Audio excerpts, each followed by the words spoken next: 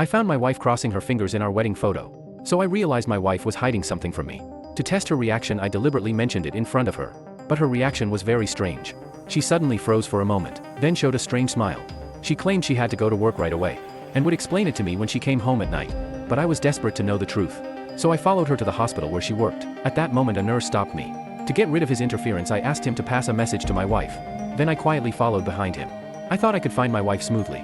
But unexpectedly the people here all seemed to know me. They kept stopping me from seeing my wife. This made me even more suspicious. Just when I was about to see my wife, the security guards here drove me out. At that moment I recalled what had just happened. I realized it seemed like everyone was watching my every move. To verify my suspicion, I went to the street to observe the passersby.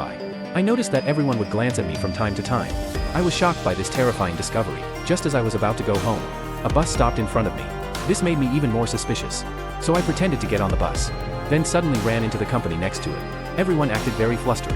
The manager came up and grabbed me. I pretended to chat with him, planning to rush to the elevator nearby. But what I saw shattered my understanding. The security guards here forcibly kicked me out. Facing my question, they only explained that renovations were going on inside. But such an explanation did not erase my doubts. I suspected my wife knew the truth about all this, but she only responded perfunctorily. She turned and picked up a jar beside her, and began speaking words I could not understand. I did not know who she was talking to. There were only the two of us here. But my wife kept talking to herself. This made me collapse even more. I interrupted her nonsense.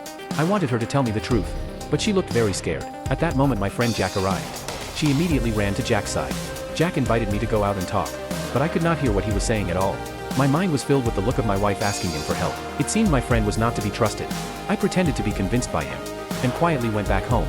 I began acting as if everything was normal, ignoring the abnormalities around me, waiting for the person monitoring me to let down their guard. Finally I was ready for everything. I sailed the small boat I had carefully prepared, planning to leave this island. But the once calm sea began to change. The sky erupted with wind and storms. I knew this was the monitor trying to stop me, but I was not afraid. I only wanted to know the truth about everything, even if it was not beautiful.